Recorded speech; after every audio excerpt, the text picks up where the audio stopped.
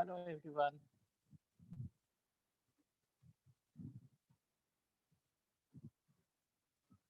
Hi, DP.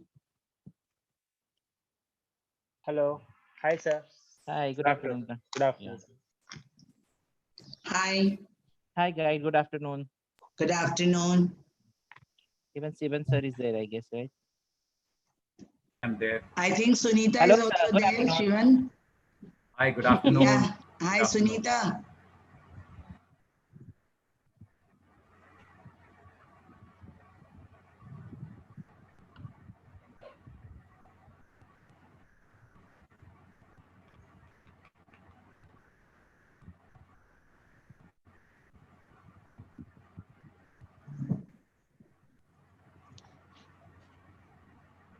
Dr. Usha never thought that we will be only meeting like this on screens. I know. I know. Yes, this is a new way of meeting.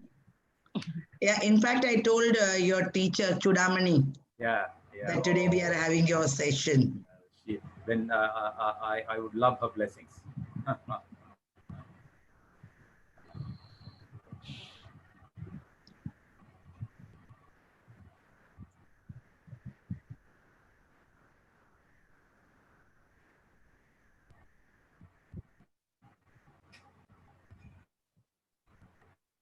I've yet to find a soft-spoken teacher like Mrs. Chudamani. Yeah, I told her. Yeah. Yet to find. Thank Is my you. voice okay? Is my voice okay? Yes, sir. Now it's Yes, fine. sir. Now it's fine. Yeah. Okay. Yeah, I need to see what intensity I need to speak because you never know from the microphone how it picks up.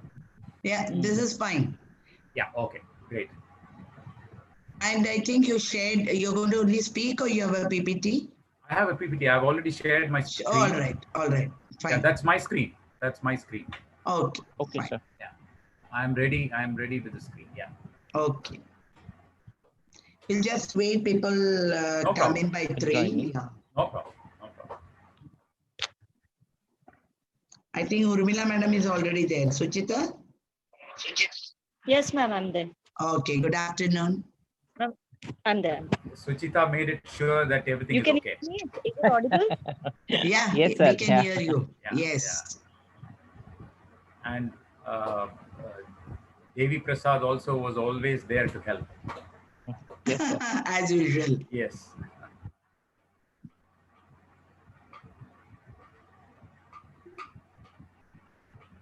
Urmila, you also communicated it to your students, right? Yes, ma'am. Yes, ma'am. Yeah. Okay, Fondekar sir is there for all our sessions. Fondekar Hmm. sir, we welcome you. Dipi, if you can unmute Fondekar sir.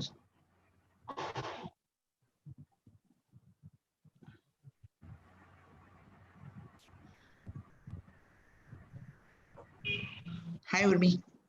Hi, ma'am. Hi, Tanya.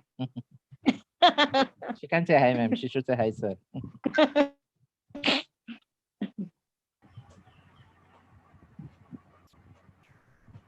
So, Lot Urmila, of you MSc have your students are. teacher today. Hmm? You have your What, ma'am? teacher. Sivan Yeah, sir. 2. Yeah. In fact, 3. Yeah, you too. Sir, you and Yeah. Himanshu sir also. Himanshu sir has Yeah. also taught me. Yeah. Okay, good, good.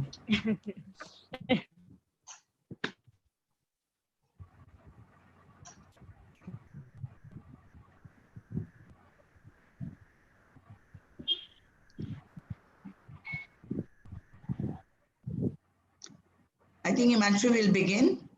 Brenda will start. Yes. Okay. So very good afternoon, everybody. On behalf Good of Hindi afternoon. Vidya Prachar Samiti's Ramnaran Junjunwala College, I welcome all of you to this room for the 5th lecture in the series of RJ College Guest Lecture series. Friends, in this time, like never before, never again, of this pandemic, life has changed in multiple ways. Very soon, I guess we are going to teach A for apple, B for ball, but C for COVID, and D for diagnostic, and so on. Well, our guest speaker today is a very special guest. Meeting him is a delight of life. He always comes across as a student with two best qualities of a student in him. One, a curiosity to learn new things. And second, an immense love and respect for his teachers and mentors. I'm sure his students at Wilson College, where he taught for long 19 years, feel the same for this wonderful teacher. He's here today to add many more fans to his fan club. So, Sivan sir, Yeah. most welcome for this particular session. Thank you. I now request Urmila Madam, HOD of Biotech Department, to formally introduce our guest and also to explain the format of the meeting and presentation. A humble request to all the members in the room that any question you have, kindly put it in the chat room. Dr. Urmila will take them at the end of the presentation so that we have uninterrupted content delivery by our guest speaker, and also that all questions are addressed at the end. So I now invite Urmila Madam to introduce our guest. Thank you, everybody. Thank you, Himanshu sir. A very good afternoon. On behalf of Hindi Vidya Prachar Samiti's Ram Niranjan Jhunjhunwala College, I, Dr. Suchita Goyalkar, Head Department of Biotechnology, welcome one and all present today for the session on COVID-19 Facts and Myths by Professor K. Sivan. It's an honor and a privilege to introduce my teacher, Sivan sir. He has to his credit an immense experience of teaching for more than 2 decades in one of the oldest and the Heritage College of Mumbai, Wilson College. He taught in the Department of Microbiology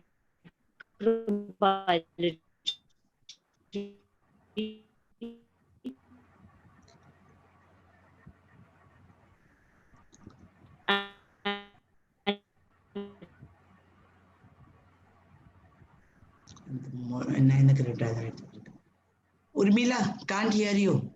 Yeah, can't hear her. Video बंद कर दे चाहिए तो हाँ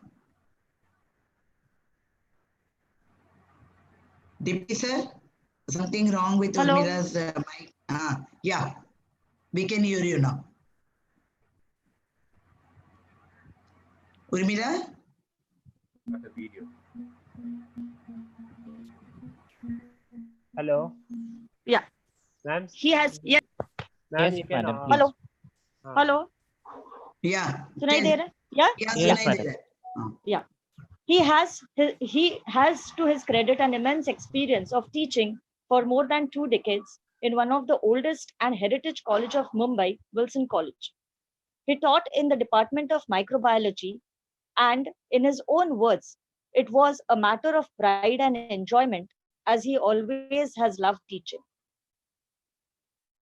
He also has an experience of 15 years in vitro diagnostic industry and currently heads his own company, Total Quality Solution, which is a medical laboratory services catering to a number of prestigious hospitals and clinical laboratory nationwide. Being a hardcore and passionate teacher, he believes in giving real life and practical examples to his audience. I now request Sivan sir to begin with the session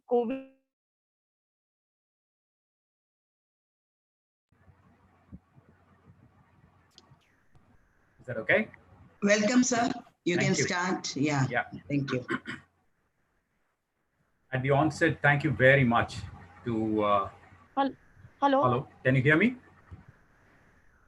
Hello, can everybody Yes, hear sir. me? Yes, sir. we Yes, can sir. hear you. Yes, sir. At the onset, I have to thank Dr. Himanshu for his wonderful introduction, and to Urmila, who is always a loving student of mine.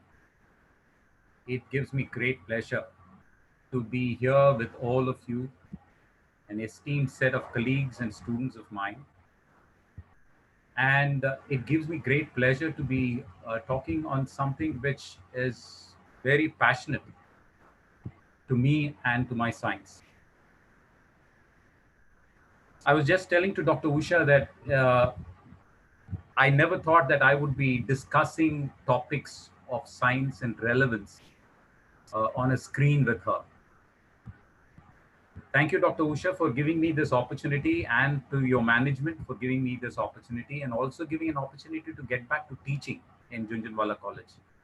I enjoyed every moment of teaching your MSc students for about 2 months in your institution, and never thought that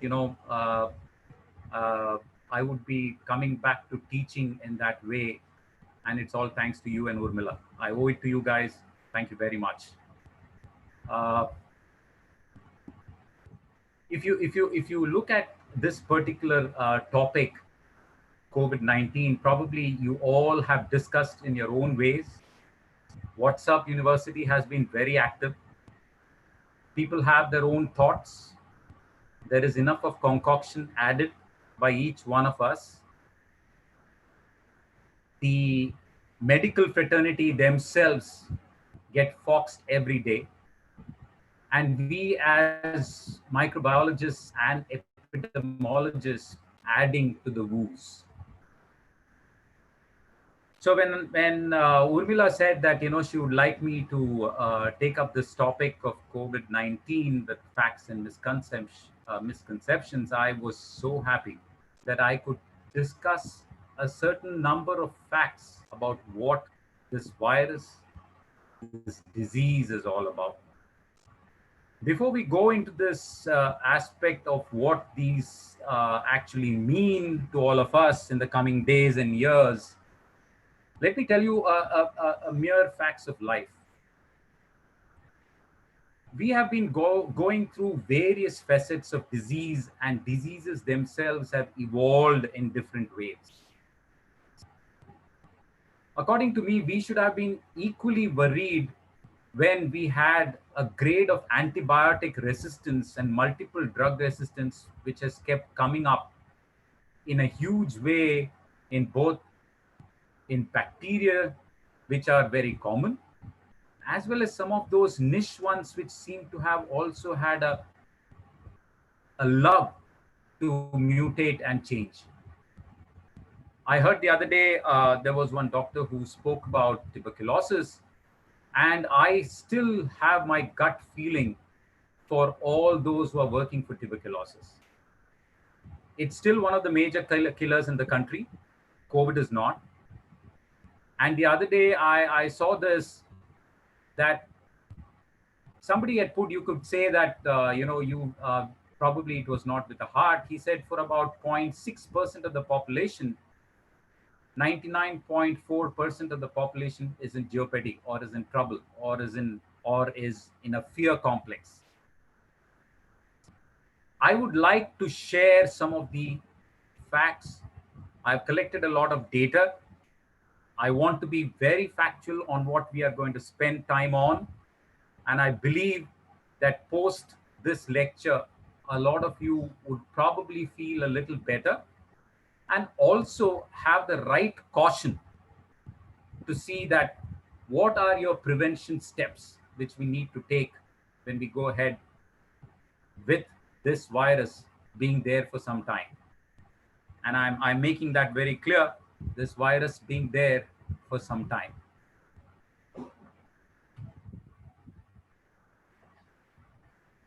So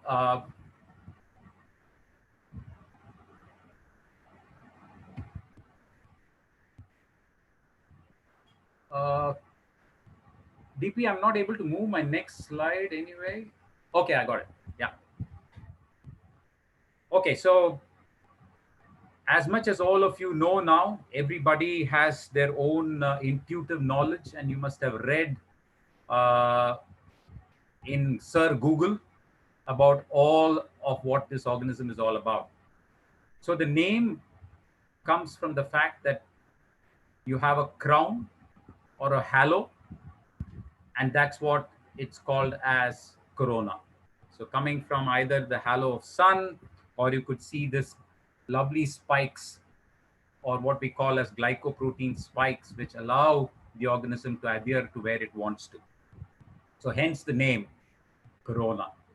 Now, please, before I go any further onto this particular set of viruses, let me tell you that everybody is worried about COVID-19 now. You have a nanometer size virus which has created havoc. And just for your information, we have a lot of picoviruses. What I mean by picoviruses are that if you're talking about 10 raised to minus 9 as a nanometer, we are talking about 10 raised to minus 12 as picometer. And we have even picoviruses, which have created nuisance for a long time. And one of the classic examples is your cold virus, your common cold virus. Nobody bothered probably ever to look into internet for looking at what picoviruses are, or what we call as picorna. We also have an interesting name to some of the cold viruses. We have a rhinovirus, which is very interesting in its name and is a common infectant for cold. Nobody bothered ever. We have gone to office with cold. It has got pretty similar infectious rates. We have gone with influenza, taking a or a paracetamol to office. We have never bothered about whether we infect others with influenza. And here we are, a completely changed mankind, looking at this virus dreadfully. So let's look at some of the history about this particular virus. Yeah. So we have Wuhan city. Probably everyone knows about Wuhan now and would be cursing every alphabet of Wuhan city. Hubei province, China, in December 2019 is the story as we weave it. And we had some doctors who saw a few cases of pneumonia-like unknown etiology. Because why we are saying it as unknown is they couldn't find any bacteria. they couldn't catch in any of the PCR or the so-called molecular diagnostics. They couldn't catch any of the viruses for that moment because they were looking at all the known etiologies. And then came this unknown novel virus, which they picked up with a new sequence. And that was what was called as coronavirus, or 2019 nCoV, as WHO initially named it. Of course, once they did the genomic sequencing, they found that there was about 80% homology with SARS-CoV-1, which was the first outbreak in the era of 2000, and hence called this as severe acute respiratory syndrome coronavirus 2. So the disease is commonly known as coronavirus disease, or COVID-19, as we call it as. Brilliant. So let's look at some of these common viruses. Please believe me, these are the shapes of a lot of coronavirus. It's not so essentially very novel in terms of its morphology. We have a nucleocapsid protein, we call it as N. You can see it out here. Spike protein, which is a very important component for it. It's critical for binding to the host cell. You have an envelope protein, which usually it picks up in some form or the other from the host in which it infects. So let's say it infects my cells, it will pick up some of my membrane and include it in its envelope protein. Then, of course, the membrane protein, we have the central organizer of CoV assembly, so it determines the shape of the viral envelope. And of course, it has a central RNA. It's an RNA virus. We all know in eukaryotic setups, we have both DNA and RNA, which play an important role. Unlike that, we have in viruses as separate entity, they could be DNA or they could be RNA. So this guy has only 32,500 base pairs in its RNA. It is just 32,500 base pairs. You can't even look at how small the number is, and it can cause this kind of infectivity and pathogenicity. When I say pathogenicity, to some of you, it means the ability to cause a disease, to bring in symptoms which are deadly enough in a disease.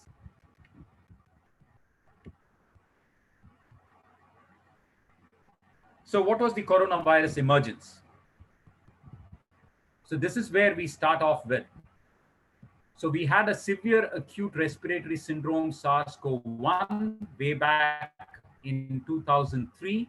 It again started from China, from Guangzhou province, and again in a wet market. And at that time, it was thought that it was from bats. From bats, it came on to infect civets. Civets are wild cats which are in China and are amongst the exotic food which is taken by the rich in China.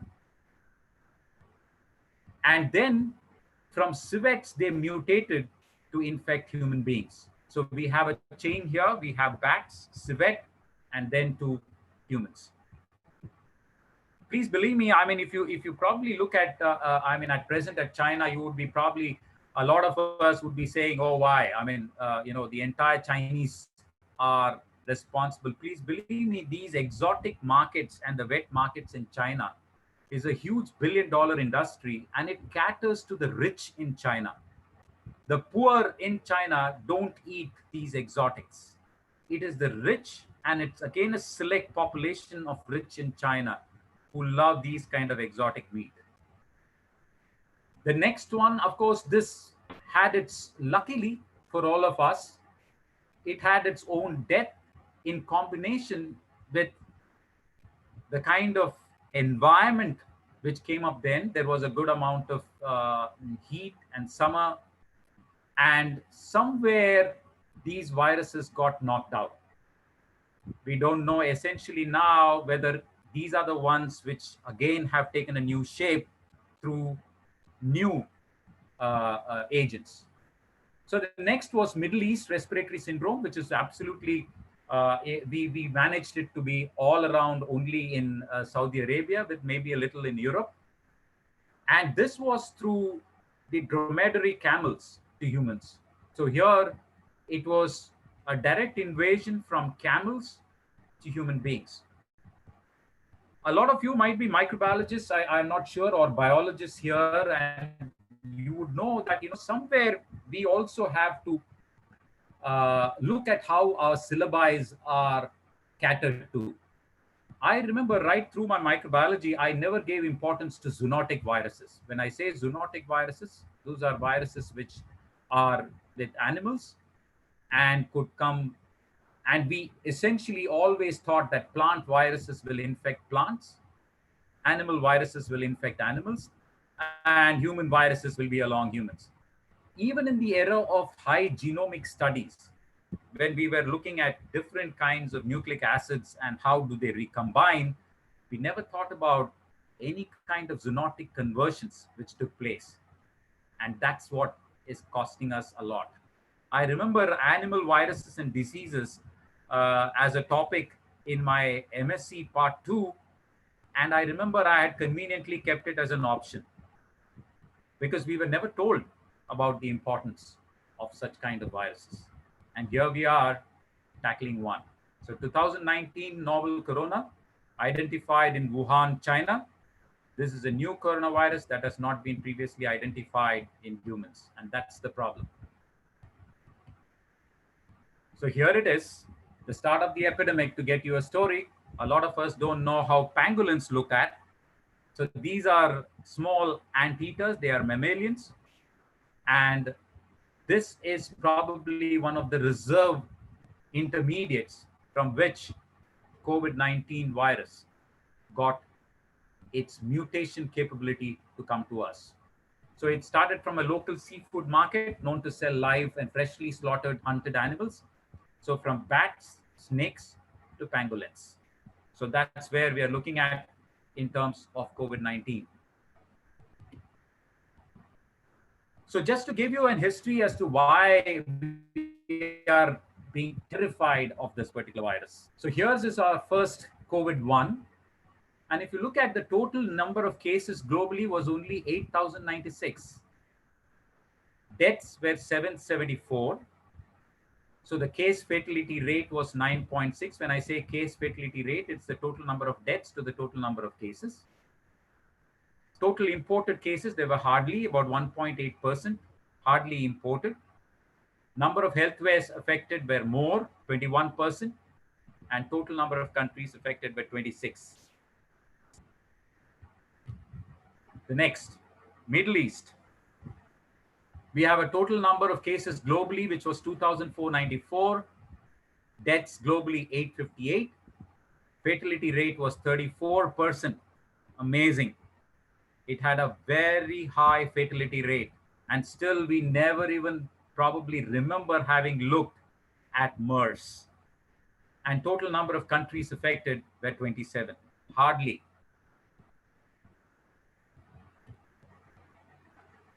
So what are we looking at now? And this is why I said I needed to do some real data study to help you where we are. And this is a wonderful site of what is called as Our World in Data. Please do have a look. It will give you a very nice picture of what's happening all around. We have a lot of limitations and challenges in this, but we have tried to get almost, let's say, about 90% of solid data.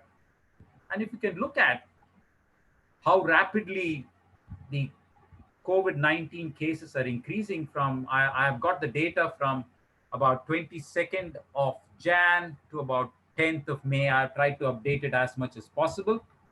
And if you can see, I put up some of those cases where we have very deadly infection occurring now. We have United States, we have Italy, Brazil. I have shown India here because it's going to be of relevance to us. And this is Australia. So if you can look at what we understand by what are we talking in terms of flattening of curve. I just wanted to get that idea into all of you, as this is what it means to flatten a curve. And that's where Australia is. We are still moving, but we are much better off than some of the other countries. Brazil, you can see Italy is coming down. It's almost coming up to a flattening. United States also seems to be coming up to somewhere where it might have a flattening. So these are also about how deaths are taking place. Yeah. So we in India definitely are having an increased death rate, but still I will take you through some of the other slides to tell you why probably I strongly believe that God has been benevolent on our country.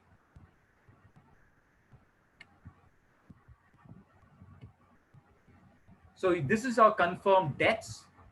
And are we bending the curve? Well, you can clearly say with respect to deaths, there's a clear bending of curve. Look at Italy. Everybody was talking about last month about Italy, United States, Brazil, and India, both coming still up. Not very much there, as much as probably what the rates were there for United States, Italy, Spain, and other European countries, but we are somewhere around there slowly. Germany, you can really see them having come down.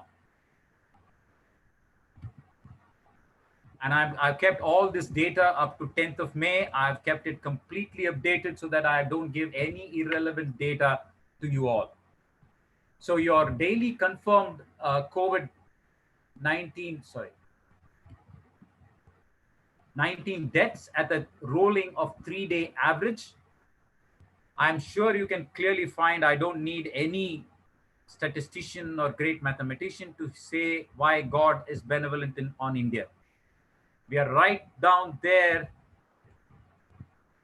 While you can look at United States, you can look at Brazil, you can look at United Kingdom. Italy has started coming down now. Spain has, if you see, basically, you can see the spikes now coming down. And for India, we had a small fright around the last 4 or 5 days, but looks okay till yesterday.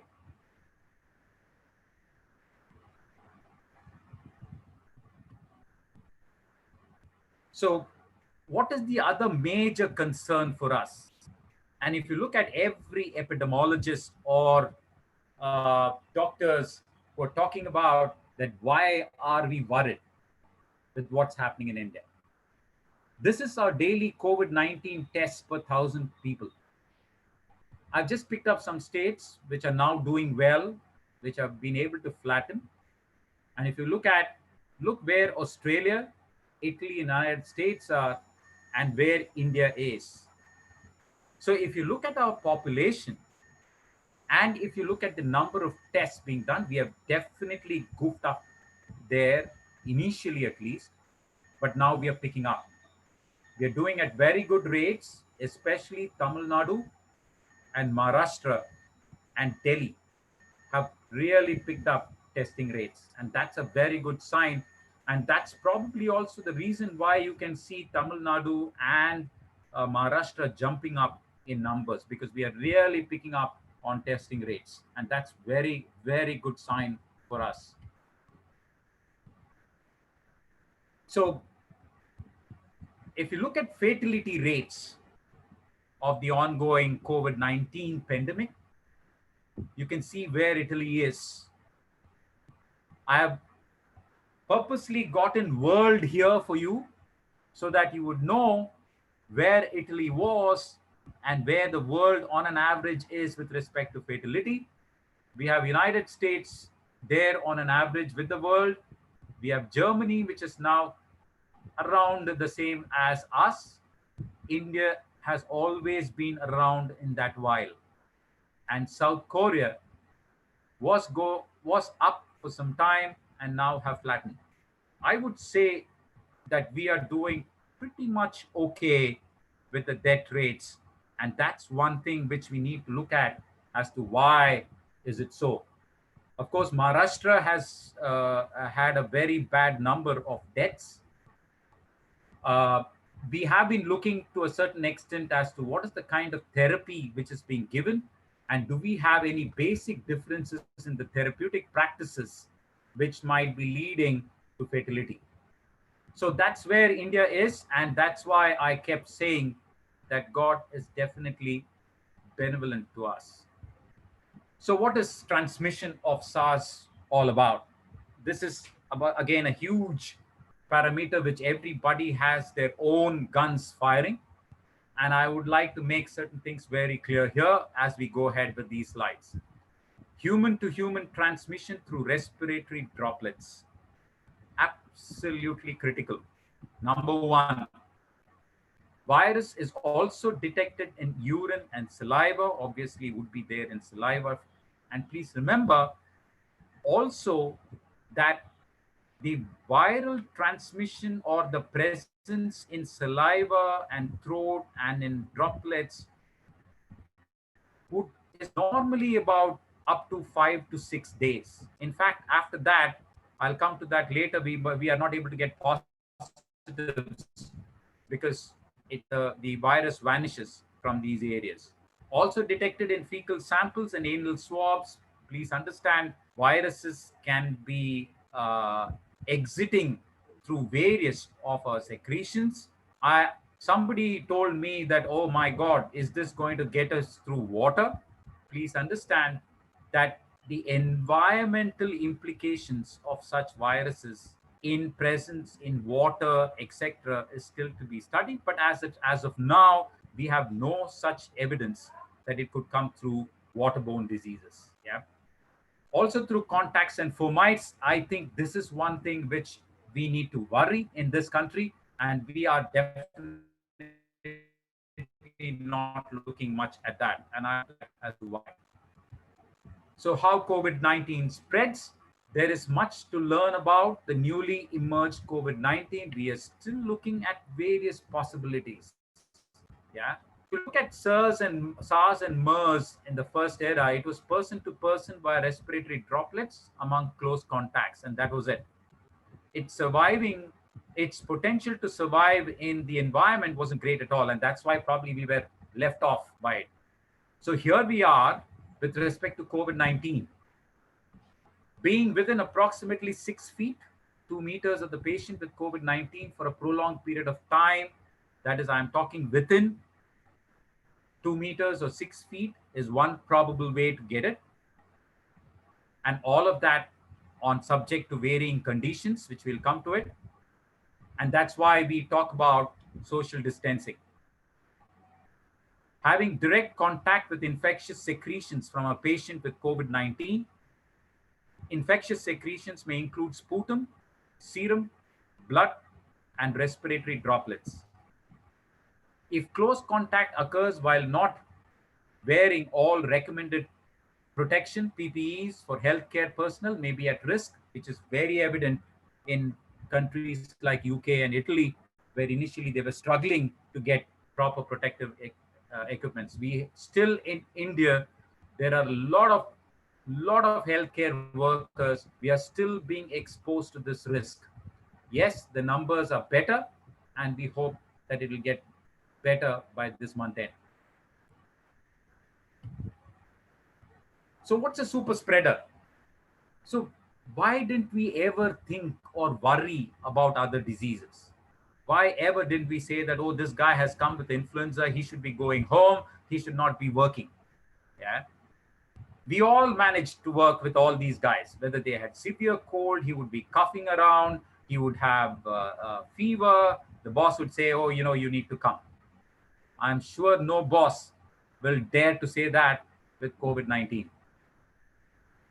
So if you look at common infections, you can see that you're including common flu, you never had very high infectivity rates among if there was a single individual. And here you are, where a single individual could probably spread to so many people. So in 2003, you had a doctor in Hong Kong who died eventually, but spread to about 100 people. He, as an individual entity himself, spread it to about 100 people.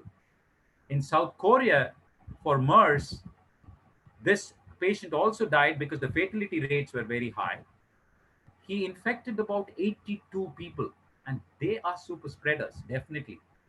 So the recorded one up till now, where a British man catches a COVID-19 in Singapore, he recovered. Please understand, I'm talking a little of positives. You have death for these two.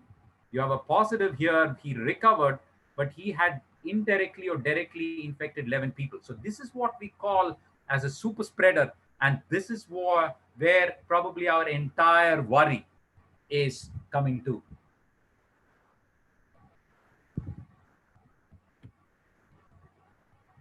So I always love to give some nice examples, and this is where we are. I mean, I have one of my Australian boss who was in a cruise somewhere near Spain and Europe. He was not, of course, in part of the Diamond Princess, but he was in another cruise ship, and he was stuck there for 34 days, and he said it was hell. There was so much of fear. People were not coming out of their cabins. They were not allowing people to come in to serve. Nobody was using the common swimming pools, the gymnasiums. And he said life had become a hell. And it had a centralized air conditioning system. So here it is. Another example which we can talk about was Diamond Princess. Everybody probably have heard about it. It was in Japan since February 3rd, but it had a bad bout of COVIDs. It had 696 confirmed cases with 7 deaths, of which 400 Americans on that ship. So we had a 14-day quarantine, which was planned for them. One was in the Air Force Base of California. The other was in San Antonio in Texas. They're very remote places. Passengers were screened before they left Japan to avoid symptomatic people boarding the plane. And of course, then they came and they were quarantined in US. Now, this is what was not done for a lot of passengers who came from UK and Europe and Dubai into India. Probably at that point of time, nobody was giving so much of importance to the pre-testing for these guys before they came in. And the only way by which we were doing screening was thermal screening. And a lot of them did escape that thermal screening too. And one was that famous singer from Lucknow who used her VIP club. And of course, there were an entire length of politicians who went into coma just listening to that and probably had quarantined themselves. So what are the symptoms? I have one of my friends who always says that you guys confuse us. And believe me, as much as we are confused, every medical doctor who is on the front line of COVID treatment is also as confused as us. I have a lovely student of mine who works in a hospital here in Mumbai, and I have such interesting discussions on each person coming in with varied symptoms. And it's amazing how they are. Just to give some few examples, I mean, you can always read this slide. There's no problem reading this slide. So there are asymptomatic patients who turn COVID positive. Now you would tell me how they were detected. They were contact tracing. So they were in contact with some known COVID positive case. They were picked up. They were picked up as suspect cases because they could have also got the transmission in, and they were found to be COVID positive, but no symptoms. They actually were freely moving around in their isolation wards. There is a recent case of a 23-year-old who comes up with a respiratory distress and a small spike in fever of 99, COVID positive. We have interesting cases of course, diarrhea. There was this lady who got admitted with, who had passed about 14 to 15 times stool, which would have been normally taken as a case of intestinal infection, diarrhea. She came up positive for COVID. We have very interesting cases like that. So we have an inclusion which came in from CDC saying that we have some more of these symptoms coming in. And one which is very interesting was that you could probably, before onset, 3 days before onset of symptom, a lot of them have been losing the sense of smell and taste. And that's again an interesting way to look at. We have very interesting jokes on that coming up when we look at smell as probably a symptom. So one of my friends said that every time he goes in the morning to the loo, he's sure that he doesn't have COVID because he could smell. So keeping that in mind, symptoms, I will just leave it as it is. I would simply say that let's be bold enough. If we get any of these symptoms which you feel is not keeping you comfortable, it's better to go to the hospital at the onset. My argument to Mumbai, to a lot number of deaths in Maharashtra, is one, a taboo which is associated, and hence people probably not coming up and telling at the first instance that they are having a problem. So just to keep you good and feel and believe that we are in a space, an area where we could probably tackle COVID-19, look at the infection rates. We never bothered about measles. We never looked at smallpox. We never looked at polio. We never looked at mumps. I got measles in school, mumps in school. HIV/AIDS has a higher version.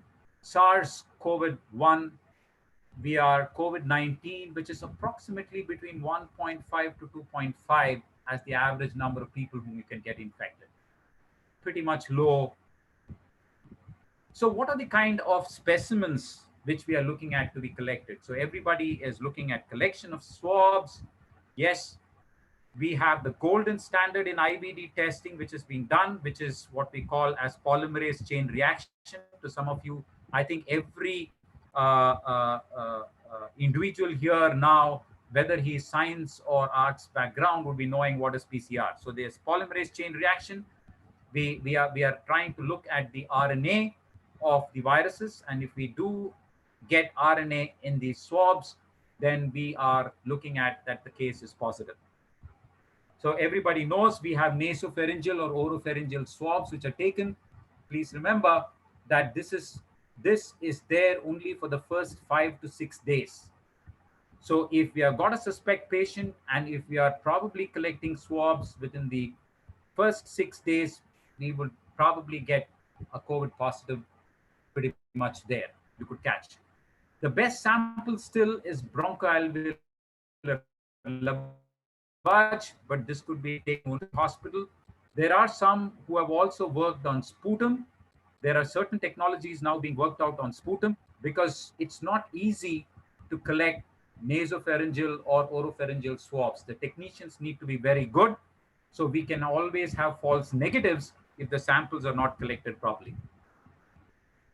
So just to give you again fatality transmission rates, you can see the new coronavirus is well below fatalities which were more deadlier. So you have measles, but you have more fatalities with respect to bird flu, Ebola, Spanish flu, SARS, and we have well below here. Swine flu is below even the corona COVID-19 now. So what's the global status? So if you look at, we are clearly coming, this is as much as May 5th. We have 81% cases which are mild, 14% require hospitalization, 5% require either critical care management or ventilators, and we are just 3% dead. We are looking at each concept. I thought that these would be very favorite questions amongst a lot of you because there is so much of hue and cry about BCG vaccine, and probably that we are having less of death rates because, or as much as the infectivity rates because of BCG vaccine. So I wanted to make this clear. Yes, there are trials which are going on for BCG vaccine. It's going around in USA, Europe, Ireland, and even ICMR has hooked in for clinical trials.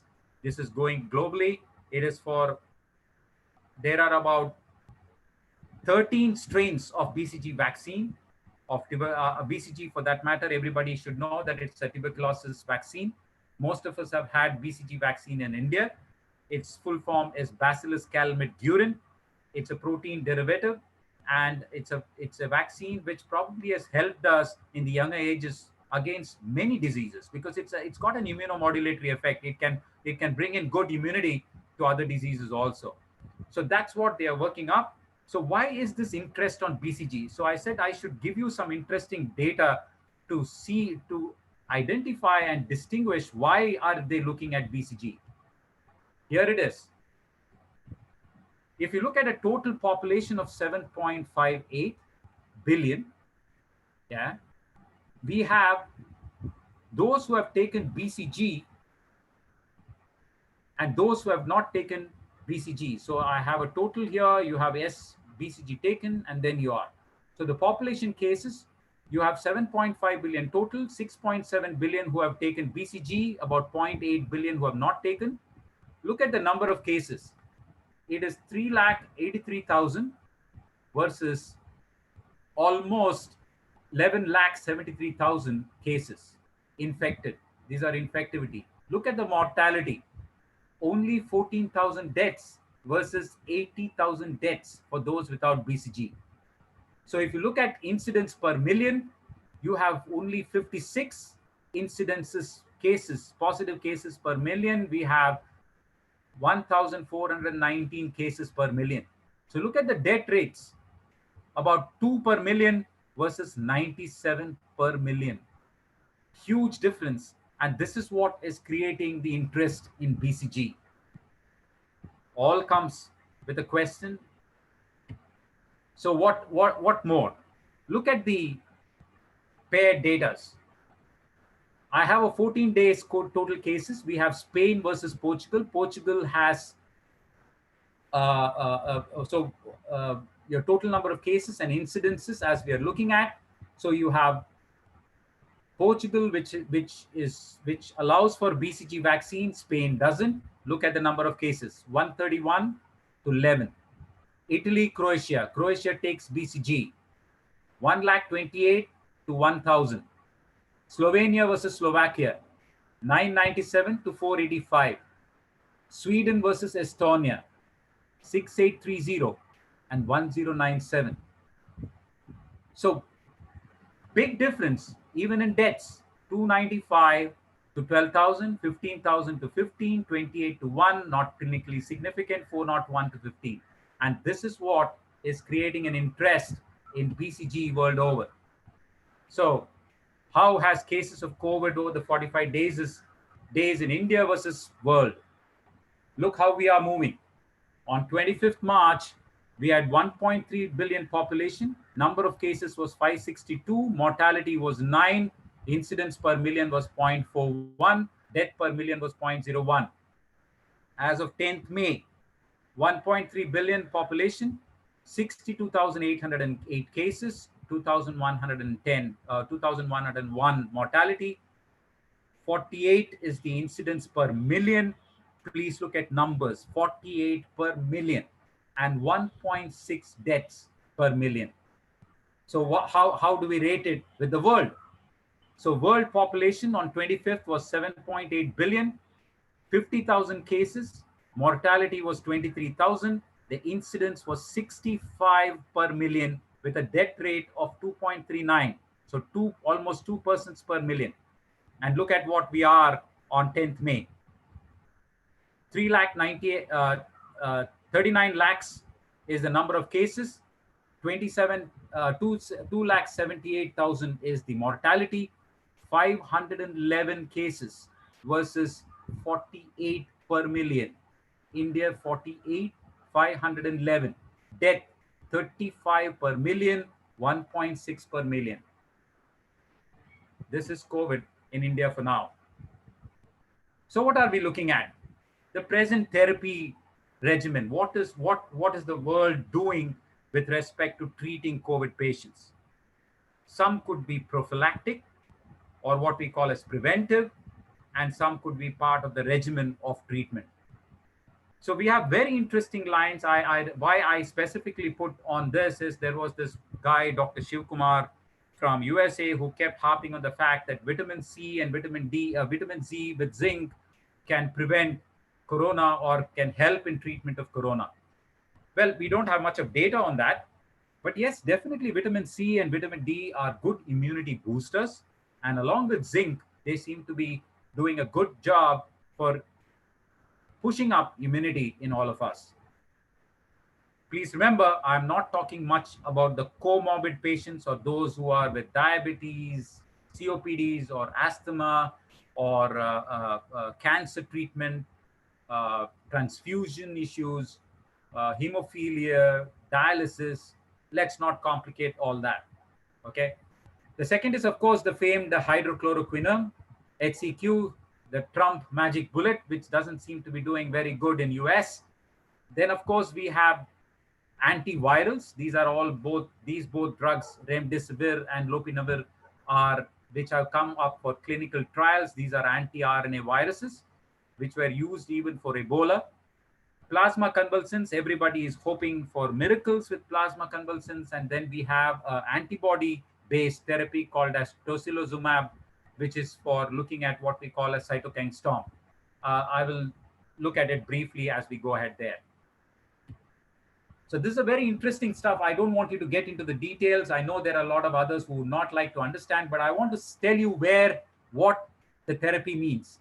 Vitamin C and D up here, if you can see, it actually will help by boosting immunity. We say non-specific and antiviral properties. Probably it might not allow the virus to get into the cell. So this is your cell line, and I'm talking about the virus here. We know that it has got a receptor on the, which we call as ACE. So I'm looking at that. Your second is where we are talking about the antivirals, remdesivir and lopinavir. Please remember, they will prevent the replication of the nucleic acid. They will prevent the increase in the number of copies of the virus. And that's an interesting component which we are looking at. HCQ, chloroquines and hydrochloroquinones are here, where they probably will help in an endosomal, which will prevent an endosomal interaction and thus not allowing the virus to get itself into the cell. So once it is in the cell, it will not allow it to proliferate. So that's where HCQ is coming in, probably. And we have, as I said, the other one which is interesting is tocilizumab, where I said it's an interleukin 6. It's interleukin 6 is one of the cytokines which helps us normally with our immunity. And this virus is able to create something called as a cytokine storm, which is affecting the lung cells. So if we can stop that IL-6 getting onto a cytokine storm-like scenario, we probably will be able to prevent deaths in serious patients who are already on ventilators. So I thought that I should give you that of that particular interest. So just to give you something on what's happening in the clinical trial world. So for all of you who are interested, I know that azithromycins have gone off the counter. Sadly, I mean, people who need azithromycin as a part of a multi-drug resistant bacterial treatment are not getting azithromycin because people have picked up HCQs and azithromycins over the counter. Here it is. So we had a very small study which was done in Italy. Yeah. And this was in a hospital in Marseille, where if you look at the total number, there were only 26 patients. Yeah. 6 were treated with azithro, 6 were placebos, and the rest were given hydrochloroquine at 200 mg. What was the standard? The standard to look was that you should have viral clearance or viral clearance, death of virus by day 6. If you look at, they said that they were able to look at some kind of clearance in about 70% patients. 70% clearance, sorry. It was about 70% clearance in the patients, and control, we had only 12.5%. So there was some evidence to the fact that probably HCQ has some effect on COVID, and that's why you have the rush for HCQ. So if you look at the observational study, if you look at the x-axis, we had the probability of being event-free. You look at blue line is non-hydrochloroquine, those who didn't take, and the others who took hydrochloroquine, it's almost the same. Yeah. Look at remdesivir. This is an antiviral. The red plot tells you those patients who took the antiviral, and the blue is the ones who didn't. The clearance is almost at the same time. There is hardly any difference in the clearance in these drugs. Similarly for lopavir, look at the cumulative improvement rate. Guys with an improvement rate who took lopinavir were about 0.8, while controls were about 0.6. Again, not significant enough. So convalescent plasma therapy, we have been starting, ICMR has allowed for a clinical trial, but we are still far away because we have lots of issues, because our donors should be robust. They should have a good immune response. The collection of the plasma should be between the 14th to 21st day. They usually should have good immune response, and we have other adverse effects like antibody dependent enhancement, or what we call as severe lung infection, which can take place even with plasma convalescence. So the last, tocilizumab, yes, it's probably doing pretty well. It has helped in some cases where people were almost at ventilation or death, but it's still not peer reviewed. The publications are not yet out. We have to wait for, especially this would be good for critical patients. So what are the conclusions? Not very positive, but doesn't matter. No proven therapy yet, lack of quality studies still. Treatment strategies are still based on in vitro studies, case reports, and physician opinions. I was sure that people would ask where we are with respect to vaccines, and I said that I should not keep this slide away. So if you look at what's happening with respect to the vaccines, there are about 76 players, but who are the ones who are important? I've just put because they have come to somewhere in clinical phase 2 trials. So we have the first one, which is a non-replication viral vector. It is done by CanSino Biological Insurance in US. It's on phase 2 studies. We have an inactivated virus, which is along with alum, which is an activator. Sinovac, it's in phase 1. DNA-based virus on electroporation, it is InVio Pharma, it's in phase 1. Live attenuated virus, de-optimized live attenuated vaccines. People will be very interested here. Codagenics and Serum Institute of India, Pune. It is still in preclinical. Non-replicating viral vector, again, could be of interest to all of you. It's University of Oxford. It is phase 1, phase 2 clinical trials. So this is where we are with respect to all of that.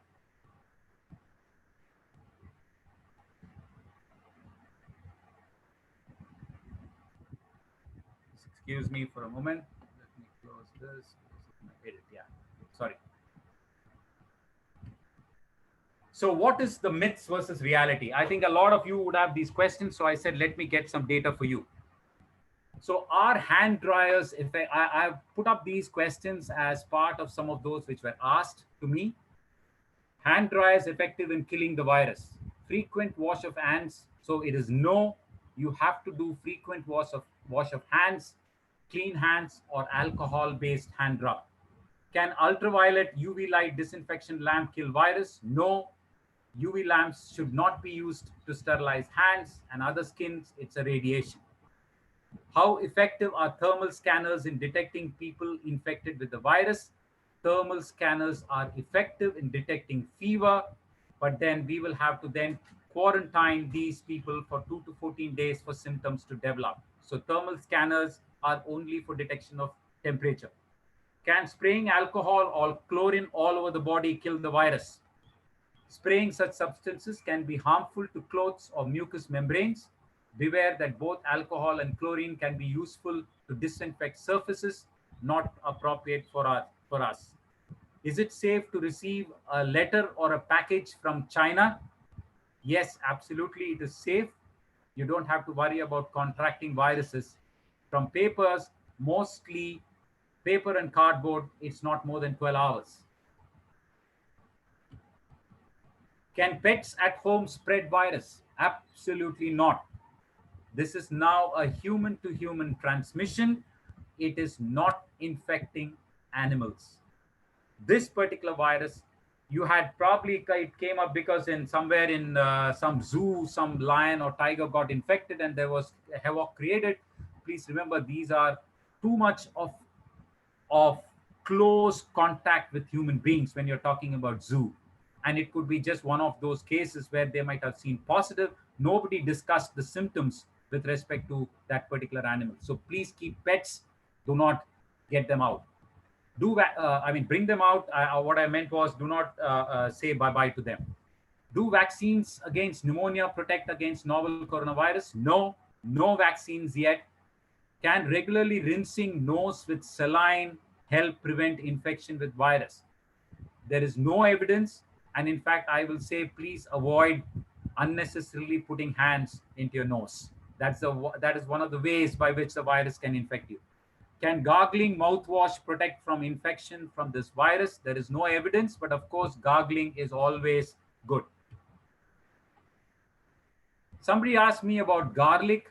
Now, please remember, we might have such concoctions which might be there always, but these concoctions, we have no evidence because there is no way we can look at titration and neutralization of these viruses to study in vitro and say that, oh, this is effective antivirals. So some of these as garlic, etc., sesame oil, please, you can use all of them. No harm. It's not going to create any infection in you, so you can go ahead. Does the new coronavirus affect older people or younger people also susceptible? Please remember, people of all ages can be infected. Yes, older people with pre-existing medical conditions such as asthma, diabetes, heart disease appear to be more vulnerable and become severely sick with this virus. It is advised that the people of all ages take proper precautions such as good hand and respiratory hygiene. Are antibiotics effective in preventing? No. Are there specific medicines to prevent or treat the virus? No. So hand hygiene, I thought I should give you this particular photo. Areas most frequently missed during hand, it's all in red. Less frequently missed in blue and not missed. So hand hygiene is one of those important factors which can keep you away from COVID. Please believe me. Wash your hands well, a good 20 seconds, and a nice set of 6 steps. Rinse your hands, close water. Do not waste water. Close the tap, use soap, palm to palm, back to hands, base of thumbs, fingers interlaced, wrists, and fingernails. Clean steps to keep your hands hygienic. Okay, once you have this hands, let's say suppose you have touched somewhere and you have forgotten to do any of these. Please remember that the virus is not going to search for your nasal cells.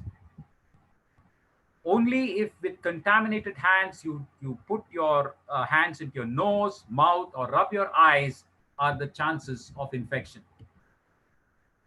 I wanted to make this very clear to a lot of you who probably might not be still using masks. Please start using good fit masks. It's important. Handkerchiefs could work if you don't have to some extent, but I would love cloth masks which can be tied, and masks should be worn above the nose. At no point of time, even if you're talking to someone, should the mask come down from your nose or mouth. Mask should be on. Please learn to talk with masks on. And here, what better can you have as an example? I'm talking about 70% transmission, COVID-19 carrier without mask, and health contact with a mask. I've already reduced about 30%. COVID carrier with a mask, you without a mask, transmission is 5%. Transmission 5%. if COVID is with a mask. COVID-19 carrier with mask and you with a mask, transmission is 1.5%. And again, please remember when you're using N95s and other masks which are not necessary for us, please remember when you're removing the mask, obviously you will remove it with your hand. Please see to it that you put these masks, either you discard or you wash them, wash your hands, and then only touch your face and other parts. Otherwise, please, you have a chance of getting this virus. So what's the summary? COVID-19, Wuhan, China, 31st. Virus jumped animal species. China provided the gene sequence of COVID-19. We have 3 strains now of COVID-19 with polar mutations, only single point mutations on the spikes, not very significant, but there are 3 different strains. So as of May, we have more than 39 lakh people with the illness and about 28 lakh deaths, 2.8 lakh deaths. Strong sero-epidemiological studies will help us in coming months to understand herd immunity. We need to get these IgG, IgM kits cleared, good ones, as quickly as possible. Clinical trials for various antivirals and vaccines being looked at. So, so to reduce the risk, I'm once again emphasizing clean hands with soap, water, or alcohol-based hand rubs. Cover nose and mouth when coughing and sneezing with tissue or flexed elbow. Avoid close contact with anyone with cold or flu-like symptoms. Thoroughly cook meat and eggs. Avoid unprotected contact with live, wild, or farm animals. So, I am a guy who is positive. I would love this to be proved wrong, but this is how it is. Vaccine may not be available for another 12 to 18 months. An antiviral might be available in the next 3 to 6 months. Healthcare workers will be the first to come on trials. The big concern is that the disease is taking hold in countries where it is summer, but I think fomite transfer is reducing. It's more to do with contact transfer. There's a high probability that COVID-19 will come back next year and the world will have to deal with it like influenza. COVID-19 will cause more cases and more deaths globally before it dies off. The epidemic will continue to evolve and grow globally for the next 45 days before tapering down in late July as per good statistical models. These are very nice statistical models. You can look at John Hopkins' site for these good models, and they are, and I hope these mathematicians are wrong and that biologists can prove them wrong. So this is a nice electron micrograph, fluorescent tagged coronavirus in blue in an autopsy case of a left lobe of a lung of a person. And if you can look at, it's a transmission electron microscopy, and it must be such a small area in which you can see the number of viruses. It's huge. And this is the dreaded figure of a computer, a CT X-ray, and this is what we call as shredded glass opacity. This is how lungs look of some of those pneumonic cases who are having severe pneumonia-like symptoms. These were my references. I had a lot of data which came in. Thanks to them, it's nothing of my own. I owe it to these references. I can always send it across through mail to Urmila, and you can catch up if you want to do any kind of reading. And lastly, my take on this. We have a chance to do something extraordinary. As we head out of this pandemic, we can change the world, create a world of love, a world where we are kind to each other, a world where we are kind no matter what class, race, sexual orientation, what religion or lack of, or what job we have. A world we don't judge those at the food bank because that may be us if things were just slightly different. Let love and kindness be our map to this road. Thank you very much, and I'm open to questions.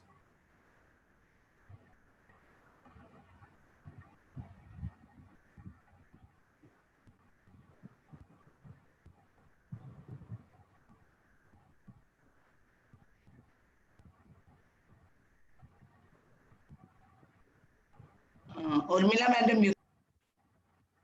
Yeah, Urmila madam will.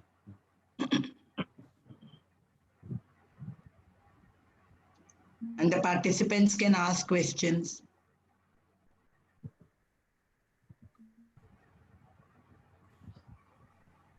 Thank you very much, Dr. Usha. Yeah, they already said. You Dr. explained Himanshu. everything in such a Hello, short sir. time. So Yeah. can you hear me? Yeah, of course. Thank you very Yeah, much. there's a question from Pondekar Pondekar sir. sir. Yeah, he's asking, we need to survive with this virus in Mumbai. What will be your piece of advice in case of mass transit system? $1 million question. I have been talking about this in various groups, and some of them probably would accept and some of them would not, and I respect each one's view. My viewpoint, my take here is very clear. Number one, all the public places wherever there would be crowding, which includes transit systems, have to have a reduction in load. So whichever offices, whether it is medium scale, corporate, small scale, whoever can involve work from home at any possible frequency during a week should advise that they should do that. That will reduce some amount of load. Second, 50% staff, 75% staffing in various institutions where your workloads would be high. Third, very difficult proposition, or if the entry to all the local stations in Mumbai can be restricted, and if we can have large systems which can at least do surface disinfection, masks compulsory, while traveling in the trains, if they could have gloves on, which can reduce the viruses getting on to the fomites. Masks will be compulsory. Colleges will have to probably look at how they can decrease the maybe get them on to more online practicals to be conducted with 6 feet distancing, and something which will definitely change the entire scene for at least the next 6 months, till we probably have either a prophylactic, either antiviral, or a vaccine. It's not going to be easy, sir. It is going to be very difficult. Otherwise, for a simple reason that the infectivity capability of this virus is very, very high. And that's the problem. We are not worried much about the pathogenicity because I can see a lot of people now coming back. We were discussing the other day, and one of my students sent a lovely picture of a 92-year-old lady who survived the infection and who thanked the hospital for such a wonderful job. She was 92 years, and you should have seen the zest for life. It's amazing to see such people, and I would love that video going viral where she has thanked the doctors.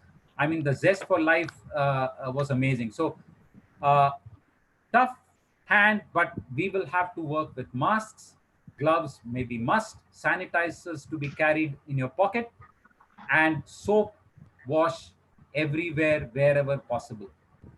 The only way by which this virus can infect is two: direct contact, close contact with a patient, or two, contact of either shaking hands or through fomites and then rubbing on to your nose, mouth, and eyes. It doesn't fly, it doesn't come searching for us unless you are in, of course, close proximity of a COVID patient and he sneezes on to you. That's a different story. And again, if we have masks, I've already shown that how much is the transmission reduction. I hope I am able to do justice there. If you don't agree, you can always question more, sir. So another question from Pondekar sir again. Yeah. How about infection through eyes? Can infection spread through eyes? Sir, whatever evidence we have some pink eye symptoms which has come up, which looks similar to conjunctivitis. and has fluid exudates which come from the eyes.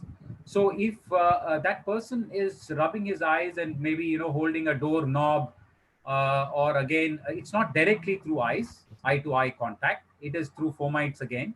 And if he rubs or if you use his handkerchief or any common fomite and you use it onto your eyes, or then rub your nose or put your hands into your mouth, you have a fair enough chance of getting an infection again. Yeah. Thank you, sir. Another It is question same. It from is same as conjunctivitis, sir. I mean, we knew that previously we all used to say, viral conjunctivitis is eye to eye. अरे उसके आंखों में मत देखो, ये मत करो, वो मत करो. But it was not true. It was fomites. It was not direct air to eye to eye. It was fomites. Yeah. So there's another question from Thank you, Dr. Durgesh, Arun. sir. Thank you very much. There's one more question from Dr. Arun Pujari. How to sanitize fruits, vegetable, plastic bags with groceries, biscuits, etc. Oh yeah. Again, a lovely question. Why not? Yes. What I would suggest, sir, that I mean, vegetables and fruits directly without being in plastics, if they are directly, you can wash them well. Yeah, good wash with water. And of course, most of it is cooked, so you should not have a worry. And I don't suppose that, I mean, fruits are kept in hot sun for a long time. It's not that somebody has freshly sneezed and you immediately pick up this apple and eat it. So very, very low chances of transmission through vegetables and fruits. But plastics, yes, to a certain extent, we have enough evidence that it seems to be there at times up to 48 to 72 hours. And what I suggest with respect to that is, if you could just use your hand sanitizer in a nice tissue paper and wipe it and keep it for some time, and then you can open it up. That's a good way to take care of plastics, because plastics and stainless steel, they have found that stainless steel is more of a worry for hospitals. It's about 48 to 72 hours where they can survive as a droplet. Yeah. So there's one question from Ankit Yadav. Yeah. He's asking, is HCQ effective against coronavirus, as it has a lot of side effects too? Yes. See, the basis on which ICMR has okayed HCQ is two. One, it definitely seems to have an effect on something called as the endosomal body in a cell membrane through which the virus gets transported into the cell, number one. Secondly, they have been known to have a little of immunomodulatory, where we say that it could have a little more of enhancing effect in terms of its efficacy to stop replication of RNA. Now, all of these are questions. It is not yet confirmed for this virus. So HCQ has obviously a lot of side effects. It's not a drug of choice. We never loved it when we had malaria. We had nausea. It used to, be. I have suffered having these for a long time because I had falciparum. I had a form of brain malaria. So, and plus very bad for cardiac patients. So HCQ has to be given carefully. It is being given. It's a part of the drug therapy now. It's a 400 mg BD and a 200 mg BD, which is given alternate days. And also a lot of frontliners have taken it as a prophylactic. It is being taken as a prophylactic. And hope that we will have some more evidence on the efficacy of HCQ. Yeah, there's a question from Dr. Reena. She has a concern that next month onwards there's going to be monsoon. So does the mutation of virus takes place during that time? And being the size that is so small in nanometers of the virus, will it be restricted to objects or can it be airborne? Ma'am, your worry for monsoon should be other diseases. Believe me. Yes, it's going to complicate. It's going to complicate the diagnosis of COVID, definitely, because you're going to have a flu season. You're going to have probably leptospirosis coming in. You will have malaria, which has already started coming in. I was just discussing with my student Asia, and she was saying that there is already cases, 3 cases which came into the hospital suspect COVID were malaria. So suddenly the patients are very happy that they have malaria and not COVID. So uh, that's going to be more of a worry than any kind of mutation. Mutation is something which is not necessarily aided by environment only for viruses. See, for viruses to mutate, they have to replicate, and it is actually inside a cell. It is not external mutation which takes place. As an external entity, a virus is simply a chemical agent. It's just a RNA with a protein. So I will not be worried about any external mutagenic agent which causes any kind of mutation. It's a more of a worry when it is in the cell. And at present, all indications are that the mutational rates are very low, significantly low. And whatever mutations which have taken place, which has given rise to these 3 strains, are on the spike proteins, and it really is not a matter of concern, because even if it is a phenomenal change in the spike protein, probably it will help us that it will not start infecting us. You can't have any better infectivity rate than what COVID has now. Yeah, there's a question from Achal Kumar Pandey. She says, does virus spread through newspaper? Not at all. I don't think you should worry. I get newspapers. It's now more than 45 days. It's you. Of course, it's good to be digital. If you get digital papers, I would always prefer, because you are saving the environment. But as it stands, see, these are very low. We should not be very concerned with these low infectivity rates. We should be very worried about fomites. We should be very worried about direct contact with patients, if at all you're looking at. What is my suggestion? Okay, let's look at this. How do you live through this? And I'm very positive in this. Please get back to fitness. Yeah, get back to exercising. Stop. I have seen kids walking out of Junjanwala College straight into an auto, and then I don't know where they go. I think they must be going right to their doorstep, and then getting down and probably using a lift and going up. Start to walk. Get your fitness ideals back. Get good immunity. Eat good food, vegetables, uh, uh, uh, uh, fish, chicken, maybe for the non-vegetarians. Good protein, pulses. Get your immunity up. Get your natural immunity up. Get to fitness. Chill. Enjoy. Get your stress levels lower.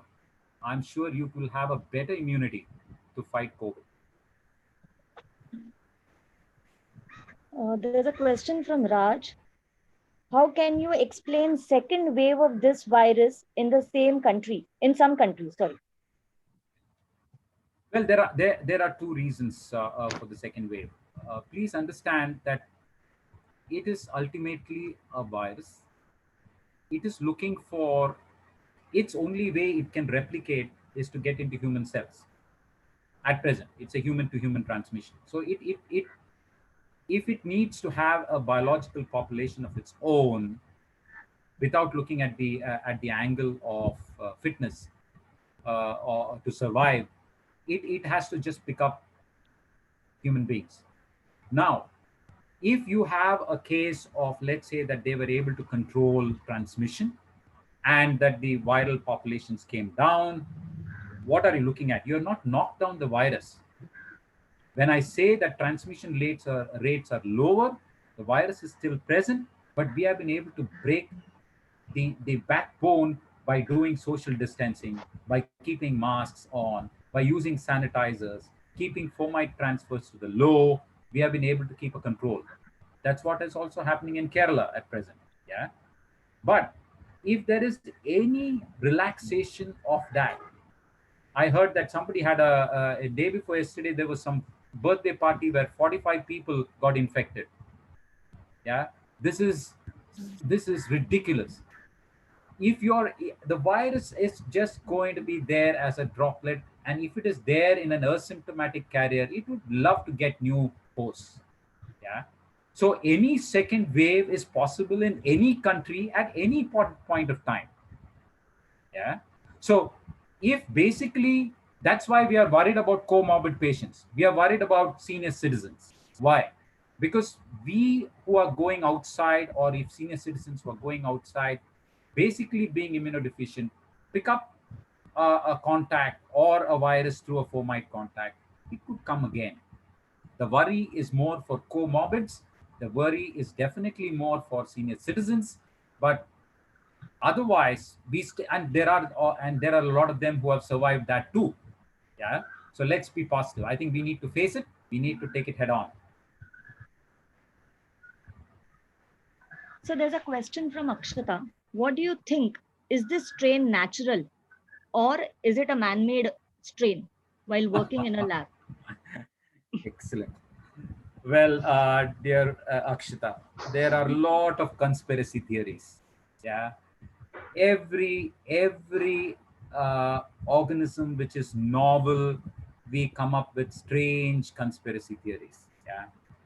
There is nobody who can say yes or no to any kind of conspiracy theories. We can construct, we have the ability, if we have the ability to make a nuclear bomb, which can be so dilapidating to us, yeah, which can be so bad to humanity. I don't think with the kind of technology we have, there could be always that we could probably construct some of these genomic sequences as a part of study, as a part of vaccines. See, what is DNA vaccine? DNA vaccine is something where we are going to try to construct some similar DNA sequences without the pathogenicity involved, and then try to get a vaccine out of it so that it is not pathogenic, it is infective, it is not pathogenic, and then you are able to raise antibodies. So these are constructs which can be done, and could have been where something could have gone wrong. uh, uh, there is no denial to the fact that we have so many who work on using biological weapons. So these are part of these conspiracy theories which keep coming in tons. I think what we should focus, at least what I would like to focus, is that the virus is here to stay. The virus is here to be a part of our system of infectious diseases. What can we do now to look at that we have an effective vaccine or an antiviral to knock it out? Hello, sir. Yeah. Yeah, there's a question from Sunita Madam. She's appreciating your lecture. It was a pleasure listening to you, Sivan sir. Though there is no evidence, should we take HCQ as precaution? Policemen in Mumbai who are working on the front line are given HCQ. I have friends working in pharma company who have taken some doses of HCQ. Yeah. See, there are for me there are two important issues. All the frontline COVID workers, health workers, whoever they could be, the housekeeping. I would really love to help the housekeeping boys, because they pick up some of the deadly used PPE, gloves, and bio waste which are deadly. The frontline doctors, the nurses who slog it out there to the whims and fancies of patients. I've been told many stories about how whimsical we are as patients and how troublesome we are as patients to some of them with no humanity. There is no point going around, putting flowers or clanging vessels if we don't have respect for the health workers when we go as patients. I'm very, very annoyed with that kind of behavior, and that's huge, it seems, in many hospitals. And please consider the pressures under which they are working. So HCQ definitely could be a prophylactic measure at this areas.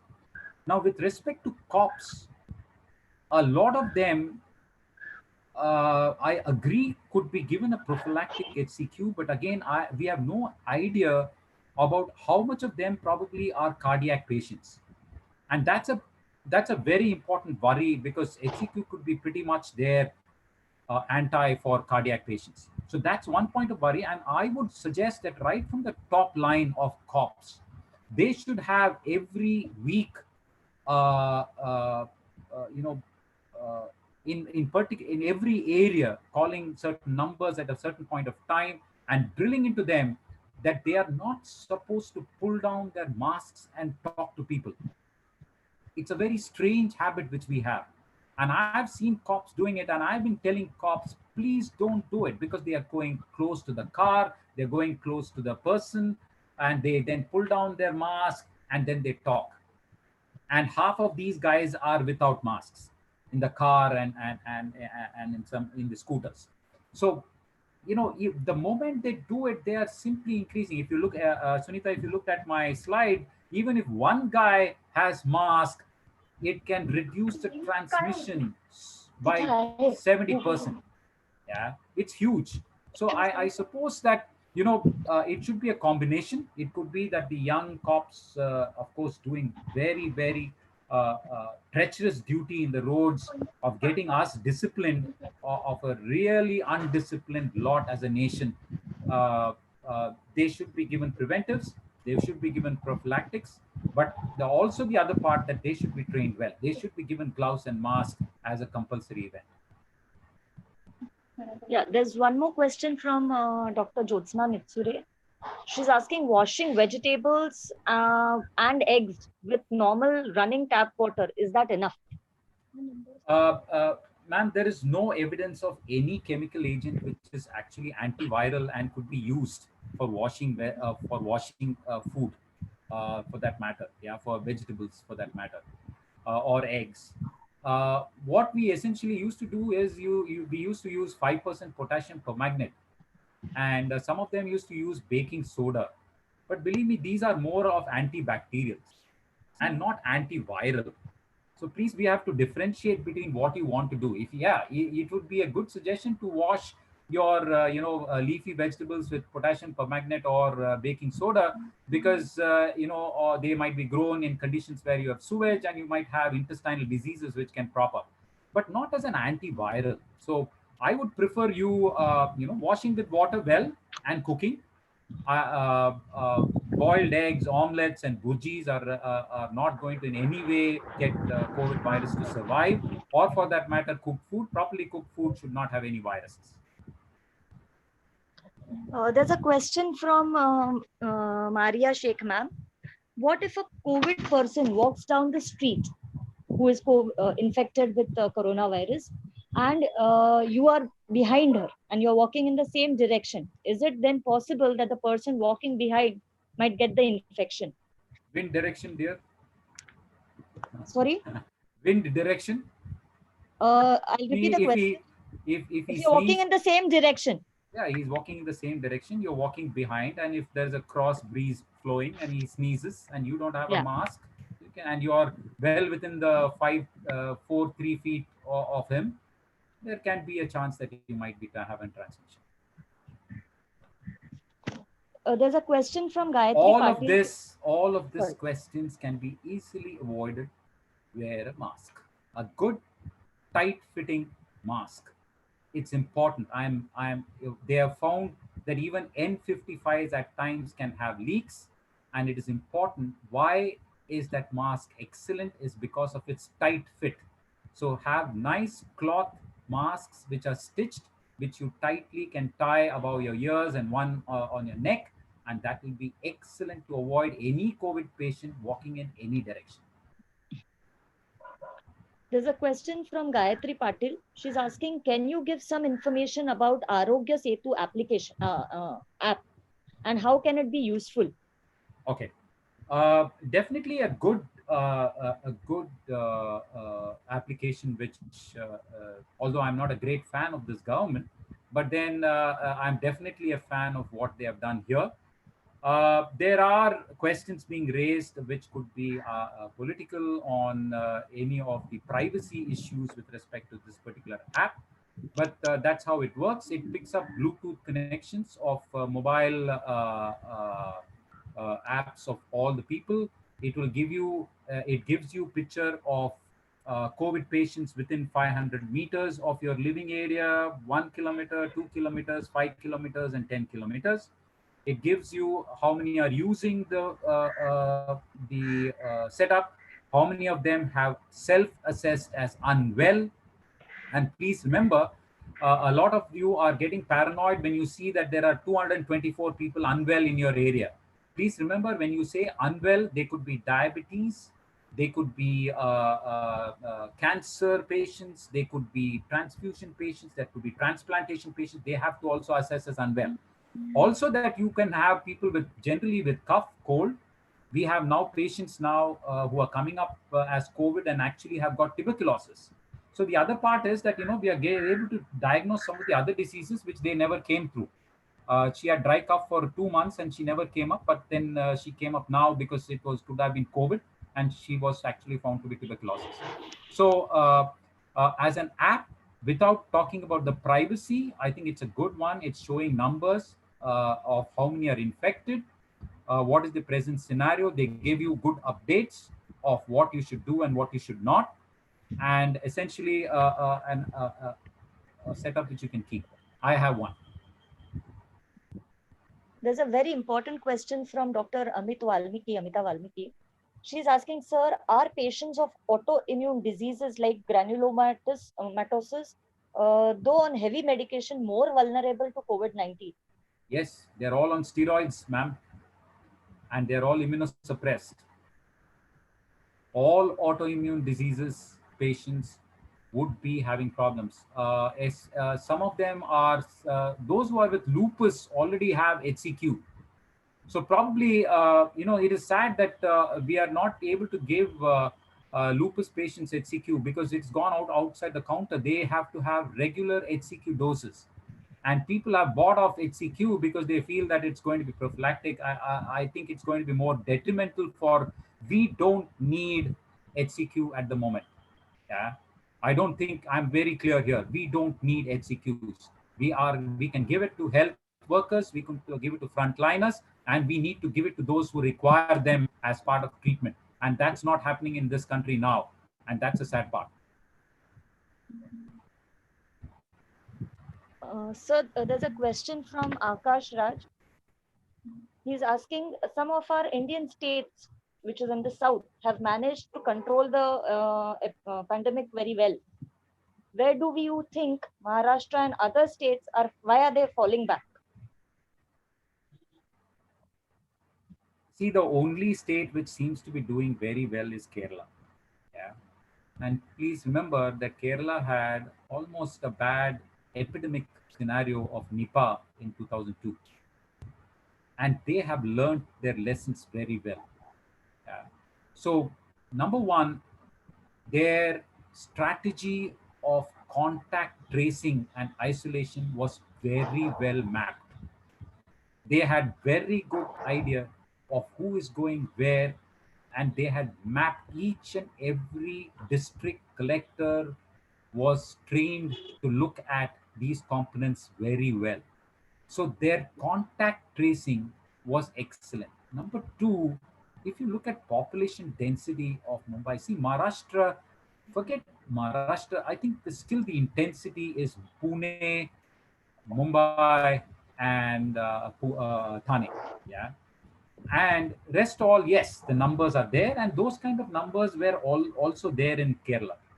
So contact tracing, if you look at, I remember Sangli had 26 patients initially. They did a good contact tracing, and they were 26 for a long time, till probably somebody came into Sangli again, and there was a rise in number of patients. So it's about the experience which they had. I don't think we are doing anything phenomenal wrong in Maharashtra. I don't think we can do much about places like Dharavi or Cheetah Camp or any of these high dense areas where you can't expect any kind of social distancing. Common bathrooms, very bad conditions of living, 12, 15 people crammed in a 200 square feet room. These are potential thriving zones for COVID. Yeah.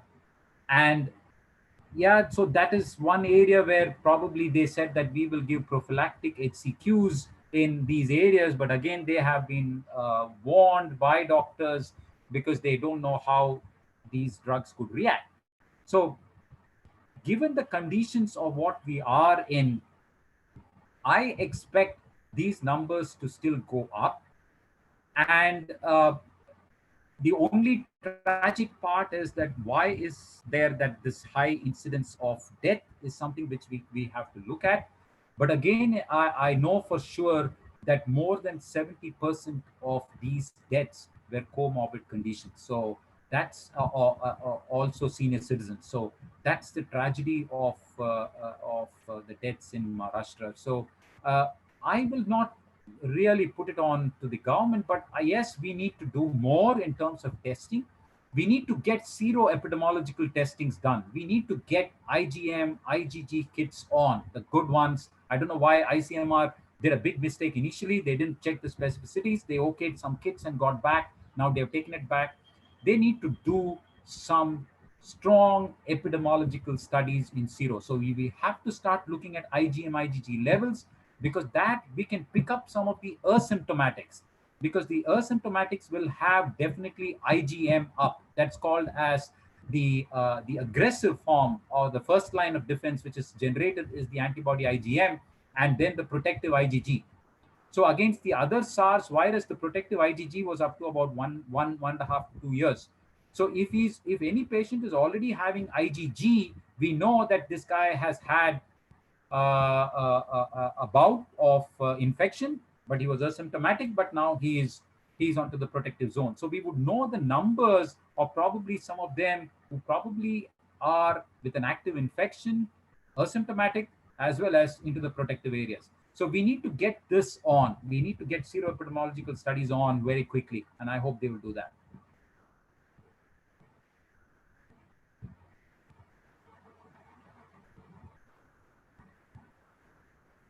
Is that okay?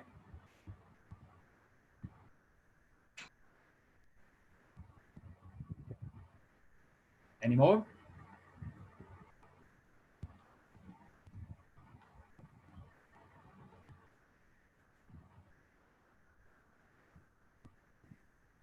Dr. Arun Pujari seems to be there. Yeah. Yes. Urmila madam? Yeah, Urmila madam, is there a problem with the mic?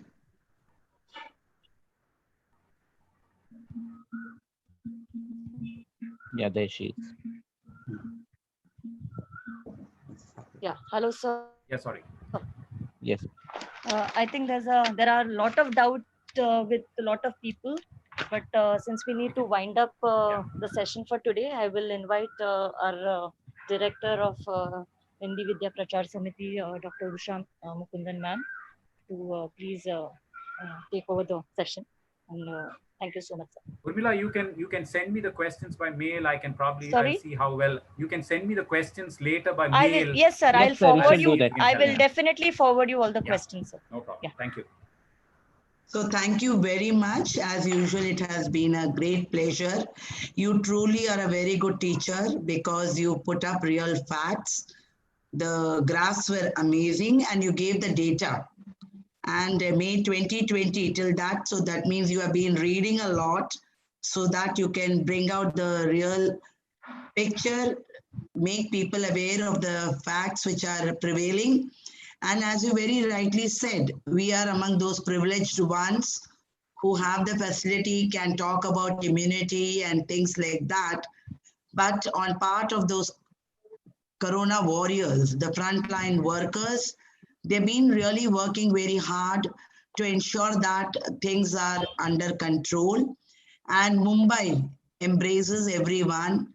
So I'm very sure something good will also come out, that more number of infections to a certain extent may also lead to a quicker herd immunity being developed. We really pray for all our students who are also there in these localities. And we all pray for those who don't have the privilege See, we are talking about social distancing. There is absolutely no physical or nothing. And immunity is a very far-fetched word because the type of food that they get to eat is also not what it should be.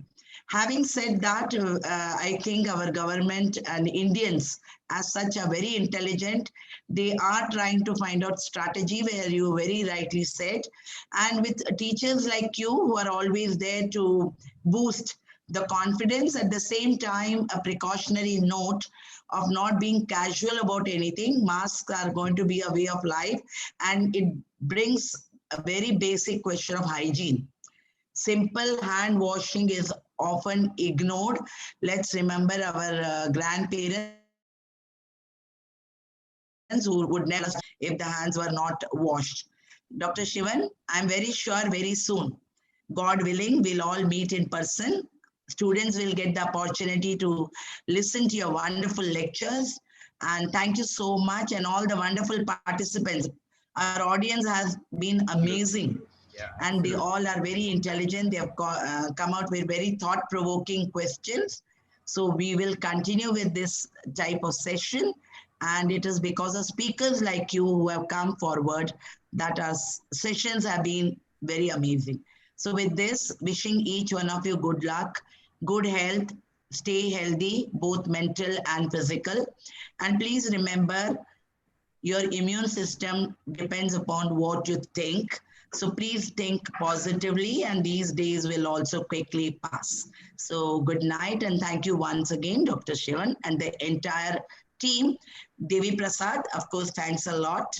And all of you, stay safe, stay healthy. Bye-bye, and wish you all the best Bye-bye. and Thank good health. you. Yeah. Thank you. With the permission of director and the guest speaker, now we close the session. Thank you and good night. Thank you, Himanshu, Dr. sir. Himanshu, Thank you, man. Thank you, sir. Hope to see you soon. Yes, sir. Bye. Bye, sir.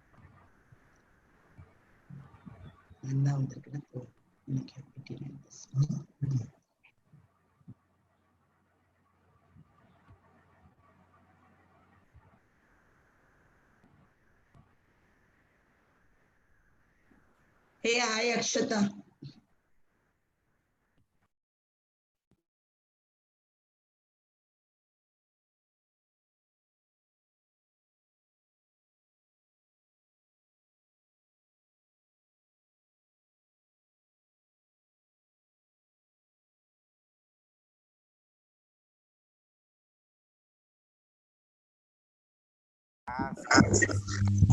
Storage है तो smell भी आएगा ना